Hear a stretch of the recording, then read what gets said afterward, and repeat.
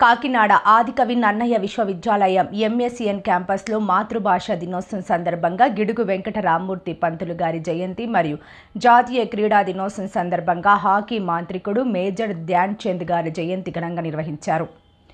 ఈ కార్యక్రమానికి విశ్వవిద్యాలయ principal professor S Prashanthi Sri ముఖ్య అతిథిగా పాల్గొన్నారు. ఈ సందర్భంగా ప్రొఫెసర్ ఎస్ ప్రశాంతి శ్రీ గిడుగు వెంకట రామ్మూర్తి పంతులు తెలుగు భాషను సజీవంగా సులభంగా ప్రజలకు అందించిన మహానుభావులు. ఆయన వాక్చాతుర్యం వ్యాకరణం పట్ల చూపిన కృషి మనందరికీ ఆదర్శం కావాలి. మాతృభాష మన ఆలోచనలకు సాంస్కృతిక విలువలకు బలమైన ఆధారమని పేర్కొన్నారు.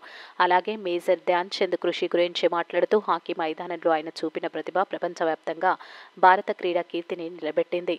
Physical director doctor B Ram Gopal major Dhyan Chand జీవిత విశేషాలను వివరించారు. ఒకే ఒక్క వ్యక్తి ప్రతిభతో దేశం గర్వించగలదని ధ్యాన్ చంద్ నిరూపించారు. ఆయన ఆడిన ఆటను చూసి అప్పటి జర్మనీ నాయకుడు హిట్లర్ కూడా ఆశ్చర్యపోయి సైన్యంలో ఉన్నత పదవి ఆఫర్ చేసి సంఘటన క్రీడా చరిత్రలో చిరస్మరణీయమని చెప్పారు. ఈ సందర్భంగా తెలుగు సాహిత్యంపై వీడియోలు మరియు మేజర్ ధ్యాన్ చంద్ జీవిత చరిత్రపై డాక్యుమెంటరీ ప్రదర్శించారు. ఈ కార్యక్రమంలో బోధక సిబ్బంది, బోధనేతర సిబ్బంది, విద్యార్థులు ఉత్సాహంగా పాల్గొన్నారు. దాని గొప్పతనాన్ని గుర్తు చేసుకోవడానికి మరియు భవిష్యత్ తరాలకు దాన్ని సజీవంగా ఉంచడానికి జరుపుకునే రోజు. తెలుగు భాష అనేది భారతదేశపు శ్రేష్టమైన భాషల్లో ఒకటి.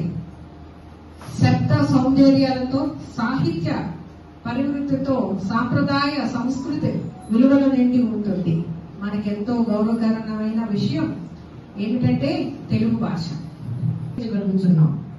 ఆయన అభిప్రాయాలు స్పష్టంగా ఇదే: భాష అనేది ప్రజల్లో ఉండాలి, ప్రజలతో తిరగాలి, ప్రజల మట్టి వాసన పెంచాలి. ప్రియమైన విద్యార్థులారా, మన భవిష్యత్ మీ చేతుల్లోనే ఉంటుంది. మనం ఎంత ఆధునిక సాంకేతికాలు అంగీకరించినా మన తల్లి భాషను మర్చిపోకూడదు. ఇంట్లో, పాఠశాలలో స్నేహితులతో ఎంతగా విలువైందో అంత తెలుగులో మాట్లాడండి.